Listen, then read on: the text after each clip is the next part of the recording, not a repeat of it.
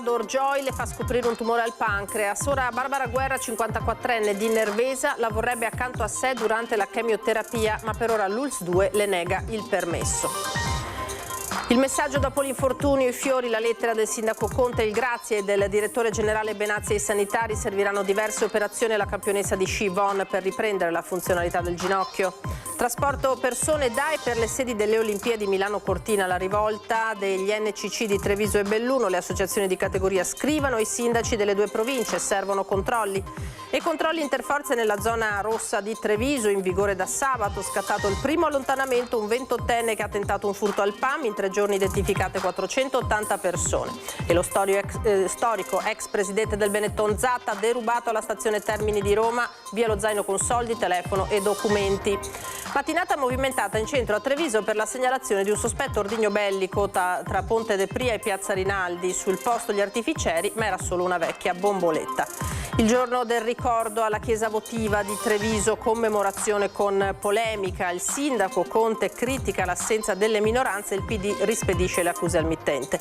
Dopo la delusione in semifinale, l'atleta Cadorina e il compagno trentino, coppia d'oro del curling azzurro, conquistano la medaglia di bronzo contro la Gran Bretagna.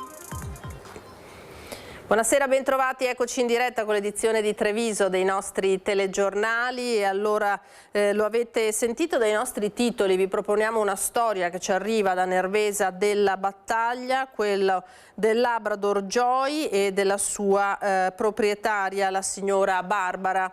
Dice che il suo cane le ha fatto scoprire di fatto la malattia di cui soffre ora e vorrebbe che l'animale le stesse accanto durante le sedute di chemioterapia, ma per ora l'azienda sanitaria nega il permesso.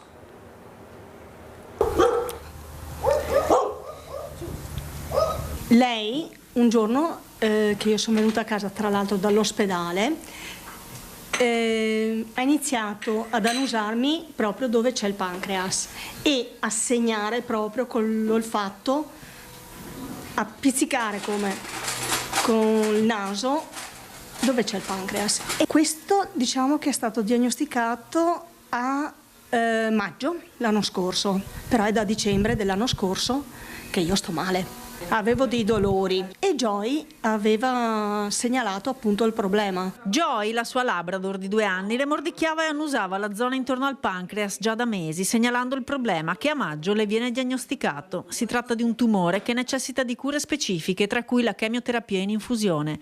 Sedute che si fanno ogni 15 giorni e che per Barbara durano 4 ore, nelle quali vorrebbe accanto la sua Joy. La pet therapy, ormai assodato anche dalla scienza, allevia le sofferenze umane. Mi leverebbe la tensione, mi leverebbe tutto quello che provo quando faccio la chemio.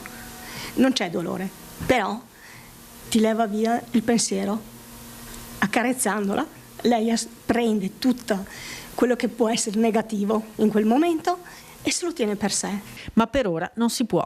Gli ospedali devono rispettare protocolli di sicurezza e tutela di tutti i pazienti. La terapia a casa avrebbe costi troppo alti. Ma il vero paradosso è che la coppia, che gestisce un'associazione di pet therapy, Angeli con la coda, che visita ogni settimana con i suoi pelosi case di riposo, scuole e centri diurni, ora che ne ha bisogno non può riceverne sostegno.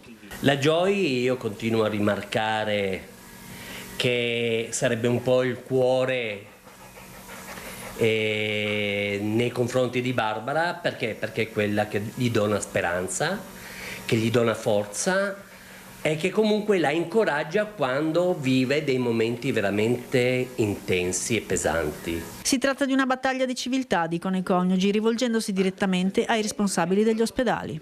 Non chiediamo al mondo, chiediamo semplicemente di tutelare il benessere e di dare una possibilità a una persona, grazie Susi, a una persona che non sappiamo quale sarà poi la sua conclusione. Pensateci sopra. Io ho una vita e voglio viverla. Questo dunque è l'appello. Allora andiamo a sentire la risposta che abbiamo raccolto dal direttore generale dell'ULSS 2, Francesco Benazzi, che nei giorni scorsi ha incontrato la coppia ribadendo quelle che sono le regole dell'ospedale. noi autorizziamo la PET therapy, ci crediamo, quindi lo autorizziamo in tutto l'ospedale per chi ce la chiede. Il problema vero è che quando si fanno terapie di quel tipo siamo insieme con altre persone, per cui non è possibile, che dovremmo chiedere l'autorizzazione a altre 5, 6, 7 persone che stanno facendo la terapia, avere il cane vicino, anche se è un cane buonissimo, bellissimo, eccetera. Però proprio per la, come dire, per la gestione igienico-sanitaria dell'ambiente e per la protezione degli altri pazienti questo non è possibile farlo. Sicuramente si può fare in caso di ricovero, perché allora è diverso, l'animale può stare 20 minuti, un'ora, là si parla di un tempo molto più lungo, per cui abbiamo spiegato alla signora dando comunque la nostra disponibilità. All'ospedale Cafoncello di Treviso continua la degenza della campionessa di sci Lindsey Vonn. C'è stato il suo primo messaggio dopo l'infortunio, ma sono arrivati anche i fiori e la lettera del sindaco di Treviso Conte, e ancora proprio da parte del DG dell'ULSS Benazzi il grazie ai sanitari che hanno operato. Io non posso fare altro che augurare chiaramente a questa grandissima e straordinaria campionessa un buon rientro e una prontissima guarigione. Francesco Benazzi, direttore generale dell'ULSS 2, si rivolge alla campionessa di sci Lindsey Vonn, ricoverata all'ospedale Cafoncello da domenica pomeriggio, augurandole di ritornare al più presto alla sua famiglia, ma il decorso della frattura scomposta alla tibia sinistra, che ha necessitato di 2 operazioni e dell'impianto di un fissaggio esterno, non sarà breve. Dell'infortunio parla la stessa sciatrice americana nel post pubblicato sui social, in cui racconta di un sogno olimpico che non è finito come lo aveva immaginato.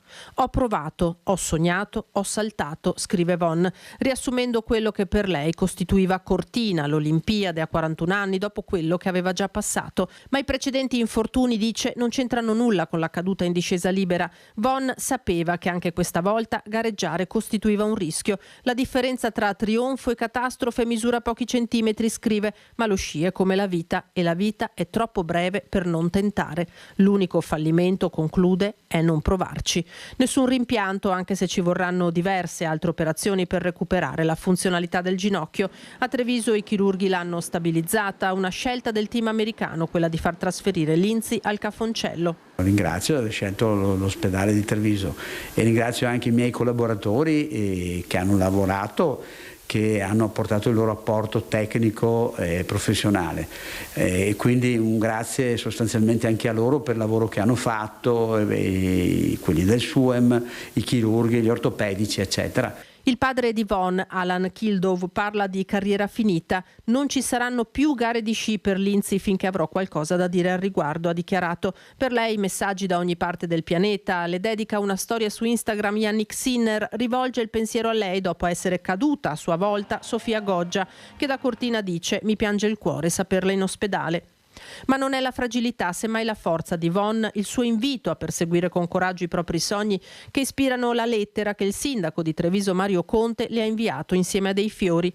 Questo è il messaggio che ci resta e che risiede nell'essenza stessa delle Olimpiadi, scrive: il valore del tentativo, la dignità di rischiare per qualcosa di grande, il non mollare mai. È una lezione potente e Treviso in questi valori si riconosce.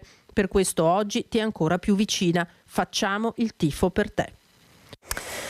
E dalle piste a quello che in realtà succede poi sul campo a Cortina, con la mobilitazione delle associazioni degli artigiani che rappresentano i noleggiatori con conducenti. Hanno scritto ai sindaci delle province di Treviso e Belluno: servono controlli serrati, chiedono, perché c'è il rischio concreto di abusivismo con l'utilizzo di autisti e mezzi non in regola.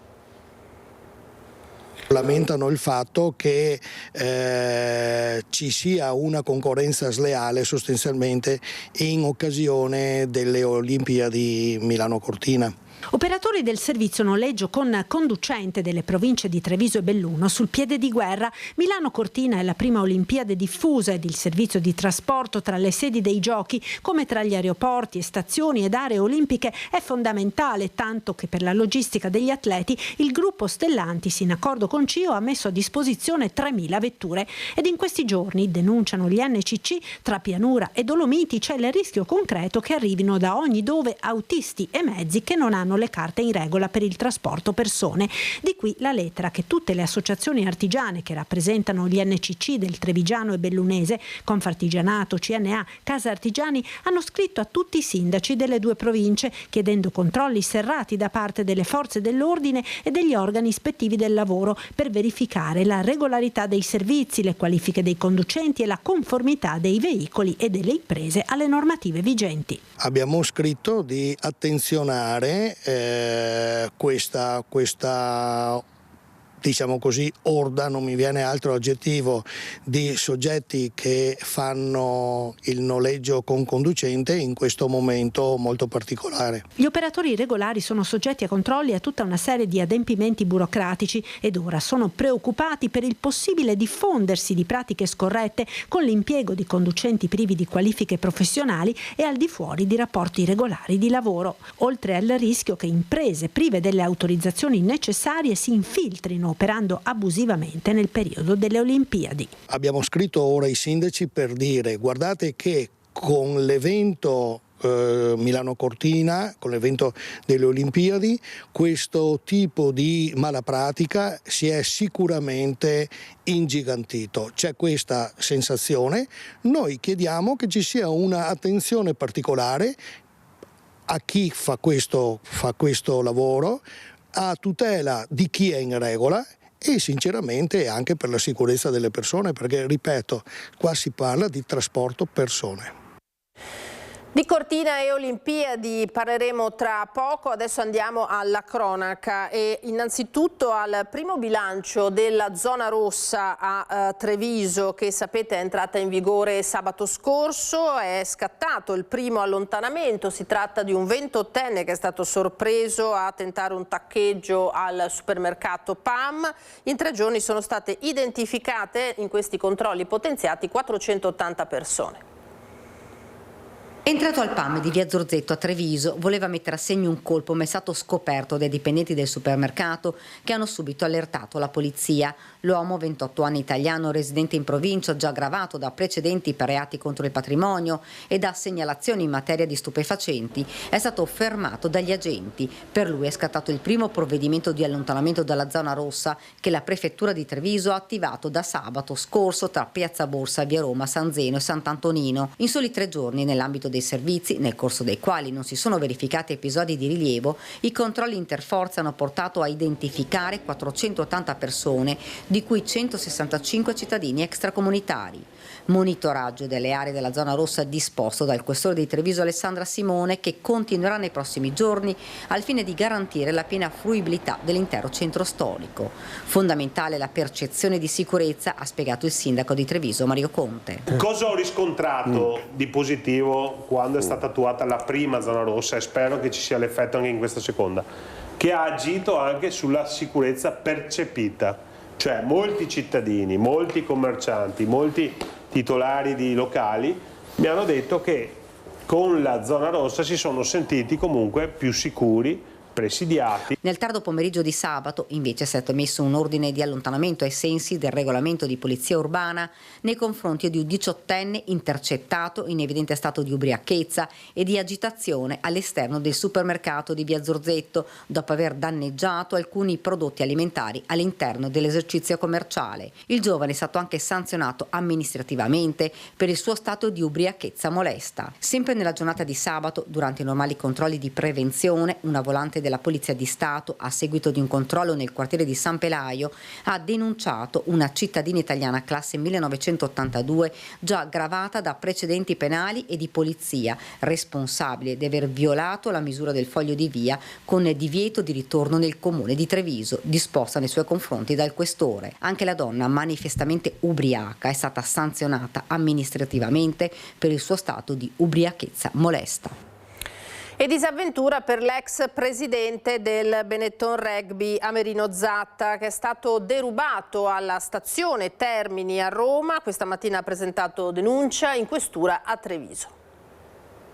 Stavamo rientrando da Roma con mia figlia, che eravamo andati giù a vedere la partita Italia-Scozia. Alle 7 ero in stazione Termini, alle 7 di sera. E stazione Termini in attesa di rientrare, siamo andati al bar per prenderci un caffè.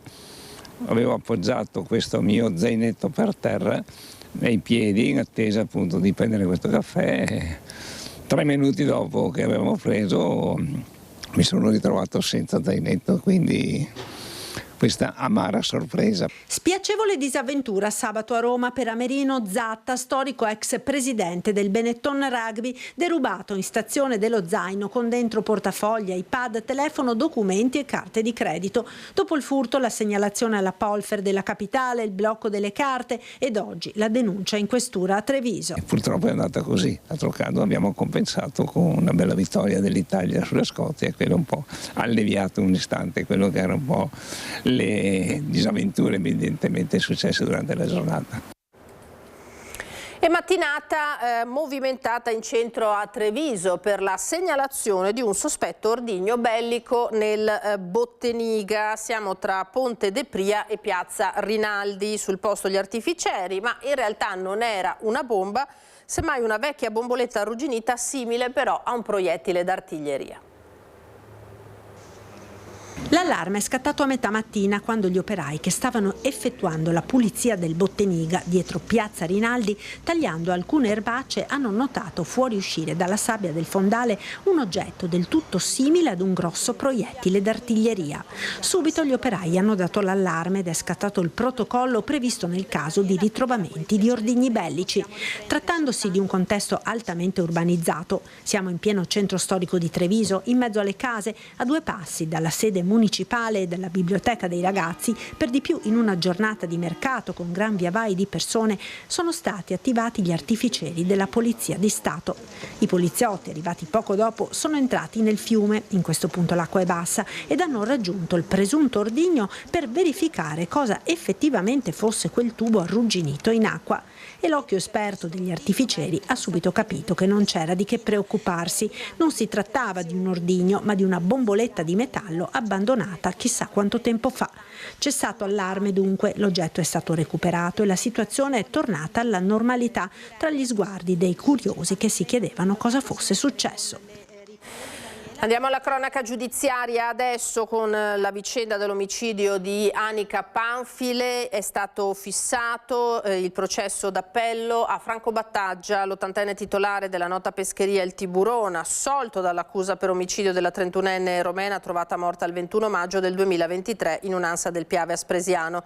Il processo sarà celebrato il 24 marzo prossimo. L'uomo tornò in libertà dopo 535 giorni di carcere a presentare il ricorso davanti ai giudici veneziani, sia la Procura di Treviso sia i legali dei figli di Anica, gli avvocati Giulia Serafina e Marcello Stellin. Secondo la Procura la decisione cui è giunta la Corte d'Assise è logicamente viziata in quanto manifestamente illogica e contraddittoria, nonché affetta da incongrua motivazione per travisamento dei fatti, e dunque il 24 marzo a processo in appello.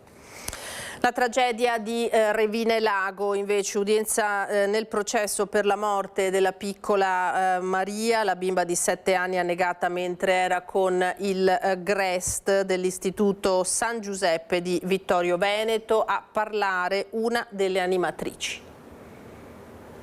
Si è seduta e poi ha parlato per oltre un'ora raccontando la sua verità. È una delle animatrici, prima indagata e poi prosciolta, per la morte della piccola Maria, 7 anni, annegata nel lago di Revine il 28 luglio 2023. I bambini non dovevano essere in acqua, ma dovevano fare dei giochi a riva. È questa la prima importante rivelazione. Noi animatori, ha detto, non avevamo ricevuto nessuna formazione specifica, soprattutto per quanto riguarda la sicurezza dei bambini in acqua. Poi racconta che le attività erano state pianificate dalla coordinatrice, la quale nel pomeriggio, momento in cui si sarebbe deciso di far fare il bagno ai bambini, si era allontanata da Revine per una motivazione personale. Da quel momento nulla sembra essere più certo, a parte il fatto che qualcuno deve aver dato l'ok perché i piccoli entrassero nel lago. La stessa animatrice ha raccontato di aver seguito il proprio gruppo fino a quando i bambini sono risaliti a riva. Poco dopo la notizia che Maria era scomparsa e poi la drammatica realtà. La piccola era stata trovata in acqua priva di vita da un turista. L'accusa per 4 persone è omicidio colposo, ritenuto dalla Procura di Treviso responsabile a vario titolo dell'accaduto. Un'udienza che potrebbe portare ad una svolta. Al lago, quel tragico giorno, c'era solo una responsabile. 2 delle imputate sono accusate anche di omessa vigilanza dopo aver consentito la balneazione nonostante le criticità della situazione, non avrebbero controllato adeguatamente il gruppo né si sarebbero accorte tempestivamente dell'assenza di Maria, una bambina che non sapeva neppure nuotare. 10 febbraio, giorno del ricordo, si è aperta con una polemica la celebrazione alla chiesa votiva di Treviso col sindaco Conte che ha criticato l'assenza delle minoranze consiliari alle cerimonie. È pronta la replica del Partito Democratico.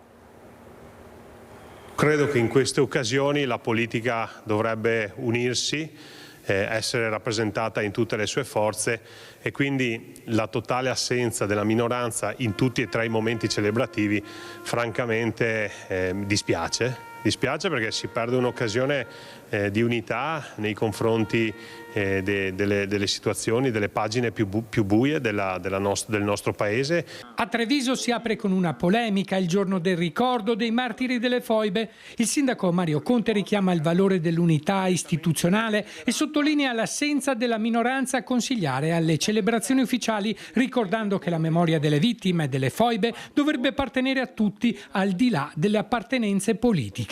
Dal centro-sinistra la replica della consigliera del Partito Democratico Maria Tocchetto, che spiega l'assenza della minoranza per impegni di lavoro, respingendo ogni accusa di mancanza di rispetto verso la memoria delle vittime. Noi siamo sempre stati per il ricordo di tutte le vittime delle guerre, delle foibe e quindi a maggior ragione stigmatizziamo il comportamento del sindaco. Toccante il momento della commemorazione alla chiesa votiva. Davanti alla lapide dedicata alle vittime si sono ritrovate autorità civili e militari, associazioni combattentistiche e cittadini per la deposizione della corona.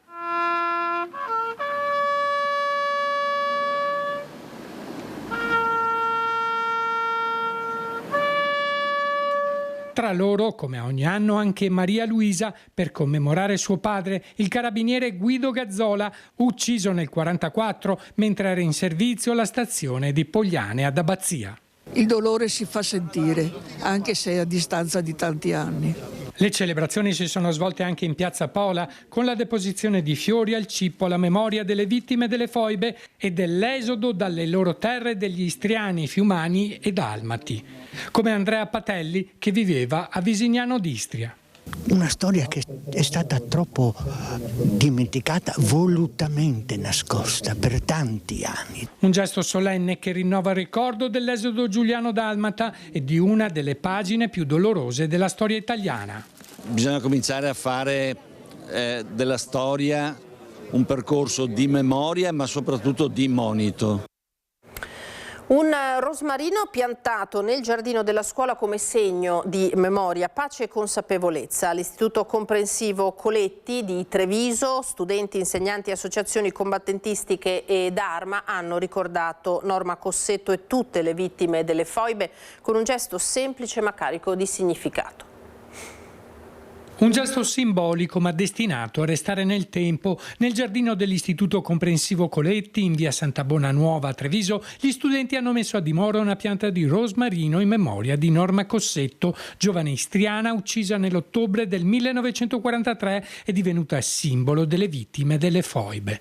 La scelta non è casuale, la scuola si trova proprio in una strada intitolata a Norma.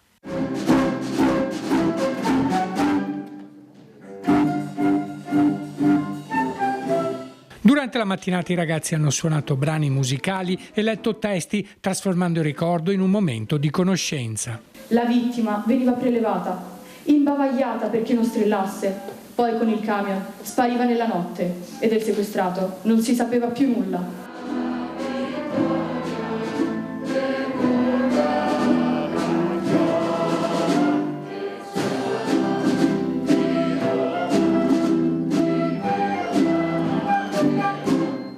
La dirigente Angela Ferraro ha ricordato che il lavoro sulla memoria è costante durante tutto l'anno scolastico. Non perdere la memoria dei fatti storici è importante non in sé per sé come evento mnestico, evento storico, ma come collegamento ai fatti di oggi, in modo tale che loro possano leggere, interpretare e acquisire una certa sensibilità per i fatti che accadono oggi nel mondo. Il consigliere provinciale Davide Acampora, tra i promotori dell'iniziativa, ha sottolineato l'importanza di trasmettere questi valori alle nuove generazioni. È nostro dovere portare avanti questa giornata nel rispetto appunto di chi ha sofferto, di una pagina triste della nostra storia, e quindi per Norma Cossetto. Questo l'abbiamo fatto davanti a una scuola, non a caso, perché i ragazzi andando a scuola, leggendo quel cartello, si devono porre delle domande. Chi era Norma Cossetto? Ci fermiamo adesso per qualche istante di pubblicità, a tra poco.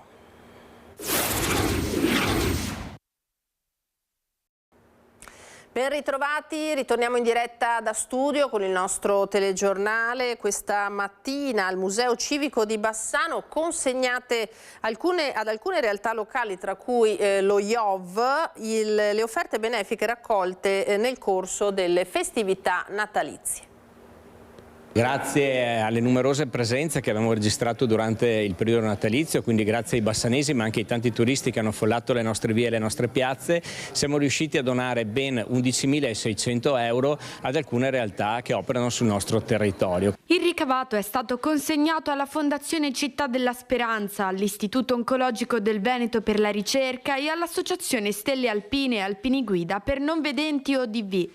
La cerimonia di consegna si è svolta al Museo Civico di Bassano, in Sala Chilesotti. È una grande iniziativa che abbiamo voluto portare avanti assieme alla Pro Bassano, che ha allestito una serie di presepi all'interno della chiesa di San Giovanni, la mostra Ritratti Bassanesi organizzata dalla Promo Bassano Più e dal fotografo Gio Tarantini, e la casetta di Babbo Natale, che ci hanno permesso di raccogliere queste risorse che abbiamo destinato a tre realtà importanti del nostro territorio che si occupano di salute ma anche di sociale. Quindi il nostro vuole essere anche un ringraziamento a queste realtà che hanno operato durante le festività per donare qualcosa di importante a chi ne ha bisogno. Un gesto concreto affinché la solidarietà non resti solo un messaggio ma si trasformi in un aiuto reale. Ogni anno proprio il ricavato di queste iniziative va sempre dato a realtà del nostro territorio, realtà che operano spesso e volentieri anche in maniera silenziosa. Molte di queste realtà non sono conosciute, ma abbiamo una rete del sociale veramente importante che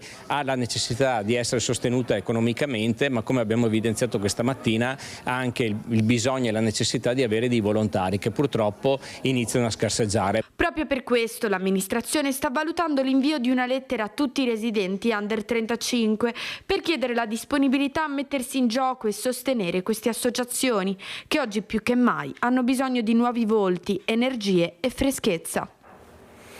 E torniamo allora a parlare di Olimpiadi. Anche il vice sindaco di Asolo, Mauro Migliorini, in qualità di infermiere e alpino, lo vedete, in servizio alle Olimpiadi invernali. Lo testimonia lui stesso in un post sui social. È un vero onore, scrive Migliorini, dare supporto sanitario come alpino dell'Associazione Nazionale Alpini al team antidoping. Questo è il suo ruolo nel rispetto delle procedure e degli standard previsti a Milano Cortina 2026. Anche eventi e mondanità naturalmente intorno a Cortina, dove non è difficile incontrare campioni del passato e del presente. Cortina non è solo gare, risultati e prestazioni sportive, ma anche l'occasione per partecipare ad eventi e respirare quell'aria olimpica così vicino a casa da non sembrare quasi vero. Non è improbabile dunque incontrare lungo Corso Italia campioni del passato come Silvia Marangoni o del presente come Ciccio Pellegrino. Silvia è stata 11 volte campionessa del mondo di patinaggio, ritirandosi dalla carriera agonistica nel 2017. Io nella mia carriera non ho potuto mai fare un'Olimpiade, però si respira veramente questo spirito incredibile che veramente lo invidio agli atleti che partecipano. Oggi lavora nel carcere di Treviso, dove dice si vince una medaglia ogni giorno solo facendo il proprio duro lavoro. C'è un grande lavoro di tutti, educatori, dei colleghi della polizia penitenziaria, della comandante Grassi, del direttore Quagliotto. È una sinergia tra tutte le forze e si cerca di dare umanità a quello che sembra non avere una speranza, invece sia sempre una speranza. Con Francesco Pellegrino, che confessa di seguire il curling, facciamo invece il punto sulla stagione della NutriBullet Basket. Per quanto riguarda invece la nostra stagione, è inutile nascondere che questa è una stagione un po' difficile. Inizieremo sicuramente da oggi, non personalmente perché sono fuori per infortunio, però inizieremo da oggi, sono sicuro, a svoltarla, e indipendentemente dal risultato ci sono sempre dei passi avanti e bisogna partire da questi. Qualche metro più in là, un altro illustre trevigiano, l'imprenditore Roberto Castagner, ha scelto Cortina per presentare a clienti, giornalisti e sportivi una proposta di cocktail a zero alcol partendo dai prodotti della sua distilleria. Drink creati da 5 barman e presentati con grande successo di critica. La ragione di questo lancio è molto semplice. Perché il mondo lo cerca, perché siamo alle Olimpiadi e perché fare un cocktail zero è complicato, quindi diamo valore anche al barman, quindi non solo i miei prodotti come ingredienti di base, ma le erbe botaniche cortinesi. Una linea che sposa in pieno il mondo dello sport, permettendo agli atleti di bere senza preoccuparsi. Idea che anche il presidente dell'Imoco Volley, nonostante sia legato al prosecco, ha sposato in pieno. Siamo qua a rendere omaggio a un grande imprenditore, Roberto Castagner, che non smette mai di stupirci, con questo poi Cortina Zero. Io ho detto, dovrei chiamarlo Cortina numero 1 perché è veramente un prodotto eccezionale.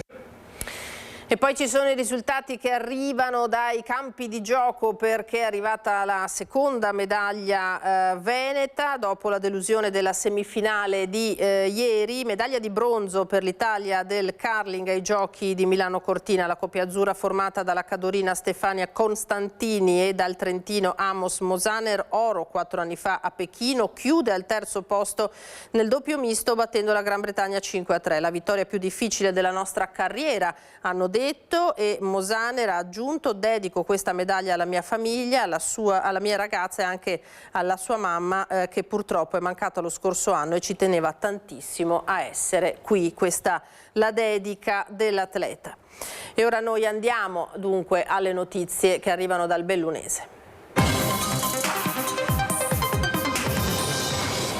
E dal Bellunese tiene banco il caso Idro, doccia gelata sulle teste dei lavoratori dello stabilimento di Feltre. L'azienda sta smantellando di fatto la fabbrica alla vigilia del tavolo ministeriale al Mimit, l'ira dei sindacati pronti ad azioni clamorose. A pensare male si fa peccato, ma alle volte ci si indovina, sì, perché quanto sta accadendo sulle teste dei lavoratori della Idro di Feltre ha dell'incredibile ad essere gentili.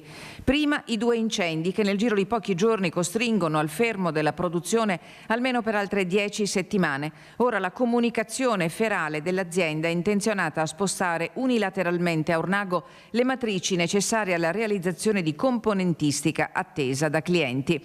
Tutto in barba agli impegni assunti in sede ministeriale. Noi abbiamo risposto che assolutamente i patti non erano questo, abbiamo chiesto almeno di aspettare l'incontro di domani al Mimit, nel corso del quale avremmo dovuto avere le rassicurazioni rispetto al programma che ci si è dati, ma l'azienda ha comunicato che in maniera unilaterale non terrà fede agli impegni presi. Una doccia gelata alla vigilia del tavolo convocato al Mimit. Il fattaccio si è concretizzato nelle scorse ore e ha completamente mutato lo scenario che vedeva Idro formalmente impegnata a non avviare iniziative unilaterali fino all'incontro dell'11 febbraio, a nominare un advisor per la reindustrializzazione, a mantenere gli impianti efficienti, a garantire la continuità produttiva e a non trasferire alcunché al di fuori del perimetro aziendale. L'azienda mette al primo posto l'interesse suo, cioè la salvaguardia dei clienti, e non ha nessun interesse nella salvaguardia invece del lavoro e della produzione a Feltre. Il trasferimento delle matrici e il fermo prolungato degli impianti non sono dettagli tecnici ma atti sostanziali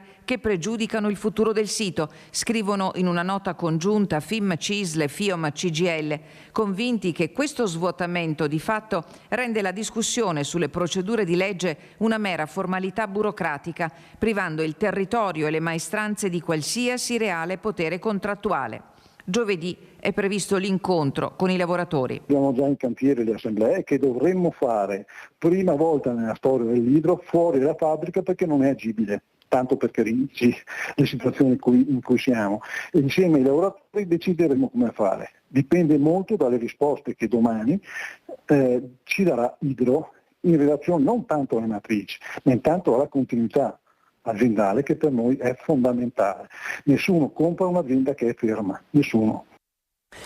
E una dura reazione è arrivata anche dal mondo politico, perché hanno diffuso una nota il senatore di Fratelli d'Italia Luca De Carlo, il presidente della provincia di Belluno Roberto Padrina e il sindaco di Feltre Viviana Fusaro, che hanno condannato le azioni messe in campo oggi da Idro nello stabilimento di Feltre. Riteniamo un atto gravissimo, scrivono, e un pesantissimo sgarbo istituzionale quanto accaduto oggi allo stabilimento Idro di Feltre. Dare il via alle operazioni di smantellamento poche ore prima del vertice a Roma al Ministero delle Imprese del Made in Italy è inaccettabile, è solo da quel tavolo che potranno uscire le decisioni sul futuro dell'azienda.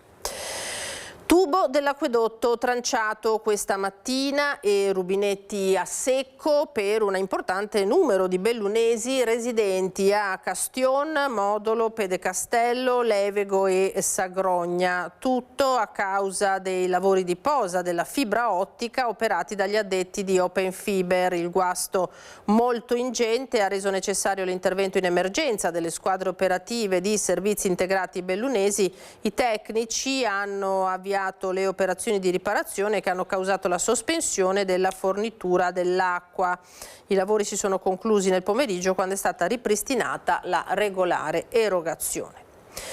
Andiamo alla crisi in comune a Belluno. Adesso la maggioranza che sostiene l'amministrazione di Palazzo Rosso vacilla dopo l'uscita di un consigliere chiave. Numeri e progetti ora sono in bilico, mentre il sindaco cerca una nuova stabilità.